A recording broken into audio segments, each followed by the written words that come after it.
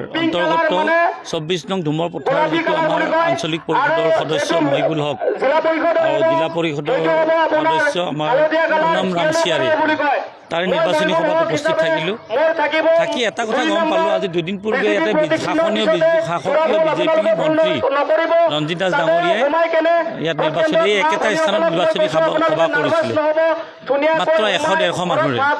আজি এই সভাত চাওক, আপোনালোকে নিশ্চয় কেমেৰাত দেখিছে প্ৰায় হাজাৰৰ ওপৰত ইয়াতে ৰাইজ উপস্থিত আছে। আৰু আটাইতকৈ ভাল কথা, ইয়াত হিন্দু মুছলিম আৰু বড়ো মহিলাসকল, মানে হিন্দু মুছলিম বুলি নাই, সকলোৱে ওলাই আহিছে আমাৰ দলীয় প্ৰাৰ্থী তৃণমূলৰ দুগৰাকী ভোট দিবলৈ। ইতিমধ্যে মহিবুল হক জয়লাভ কৰিব আৰু পুনম ৰামচিয়াৰীৰ ক্ষেত্ৰত যদিও প্ৰতিদ্বন্দ্বিতা আছে, শেষ মুহূৰ্তত কিন্তু পুনম ৰামচিয়াৰী জিলা পৰিষদৰ সদস্য প্ৰাৰ্থী জয়লাভ কৰিব। আৰু ৰাইজৰ লগত কথা পাতি এটা কথা গম পাইছোঁ যে অসমৰ ভিতৰত যদি আটাইতকৈ ব্যৰ্থ মন্ত্ৰী আছে ৰঞ্জিত দাস ডাঙৰীয়া আছে, যাৰ বাবে তেখেতে কোনোবা আগতে সৰ্বকত আছিল, সৰ্বকৰ বা বজালিত আহিল, এইবাৰ বজালিৰ পৰা ক'ত যায় বাৰু কোনো পাত্তা নাই। ব্যৰ্থ মন্ত্ৰী, ফেচবুক মন্ত্ৰী, এইফালে বজাৰত মূল্যবৃদ্ধি, এইফালে তেওঁ ঘৰত লাও বেঙেনা এইবিলাক খেতিত কৰি থকা তেখেত ফেচবুকত দেখা পাওঁ। ৰাতিপুৱা মোবাইলটো খুলি দেখা পাওঁ যিটো মিনিষ্টাৰ কলনী তাত দৌৰি থাকে। এইবিলাক ৰাইজে ভাল নাপায়। আজি ইয়াত এখন বজাৰত আহিলোঁ, বজাৰ খালী।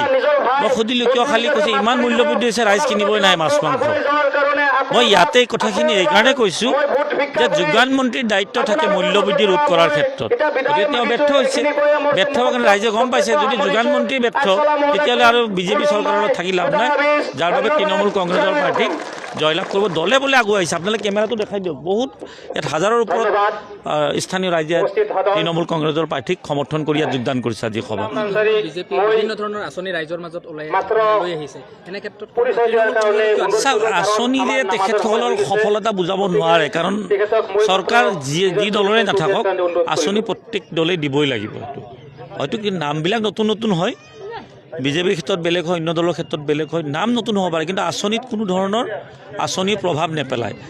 মই ভাষণ দি থাকোঁতে এগৰাকী বড়ো মহিলাই ক'লে যে মই অৰুণোদয় আঁচনি পাই আছোঁ, কিন্তু মই বিজেপিক ভোট নিদিওঁ। আপোনালোকে হয়তো ৰেকৰ্ড কৰিছেই। অৰুণোদয় আঁচনি পাই থকা বড়ো মহিলাই কৈছে যে মই অৰুণোদয় আঁচনি পাইছোঁ, কিন্তু আমি বিজেপিক ভোট নিদিওঁ। মুকলিকৈ কৈছে, ইয়াত আৰু কি লাগে, ঘৰত বহি কোৱা নাই। কিন্তু ফলাফল 11 তাৰিখে দিব, আপোনালোকে 11 তাৰিখলৈ অপেক্ষা কৰক। মই আকৌ কৈছোঁ, মহিবুল হকটো বিপুল ভোটত জয়লাভ কৰিবই। পুনম ৰামচিয়াৰীৰ ক্ষেত্ৰত যদিও খুব তীব্ৰ প্ৰতিদ্বন্দ্বিতা আছে, শেষ মুহূৰ্তত কিন্তু পুনম ৰামচিয়াৰী জয়লাভ কৰিব। এইটো এটা ভয় ভাবুকি দিয়ে, এইটো আৰু তেখেতসকলৰ এইটো এটা নিৰ্বাচনী ইছ্যু যে ভোট নিদিলে অৰুণোদয় কাটি দিম। অৰুণোদয় কাটি দিলে কালি বেলেগ চৰকাৰে আকৌ বেলেগ চৰকাৰ দিব। অৰুণোদয় আঁচনিটো কাৰো পৈতৃক সম্পত্তি নহয়, কোনোবা বিজেপিৰ কাৰোবাৰ পৈতৃক সম্পত্তি নেকি, কোনোবা ঘৰৰ বিজেপি নেতাই মাটি বিক্ৰী কৰি আনি দিছে নেকি? এইটো ৰাইজৰে পইচা, ৰাইজৰ টেক্সৰ পইচা, গতিকে এই আঁচনি ধমকি নাখায়। মই আকৌ ক'লোঁ, এই স্থানৰ নিৰ্বাচনী সভাত বড়ো মহিলাগৰাকী কৈছে মই অৰুণোদয় আঁচনি পাইছোঁ, কিন্তু বিজেপিক ভোট নিদিওঁ। তাতকৈ কি লাগে আৰু? হয়তো আপোনালোকে যদি কেমেৰাত দেখাই দিয়ে, তেওঁৰ আঁচনিটো কালি কাটি দিব পাৰে, কিন্তু কাটিহে দিব পাৰে। ৰাইজৰ মনত কিন্তু বিজেপি আকৌ মানে স্থান ল'ব নোৱাৰে, আকৌ নিশ্চিত হয়।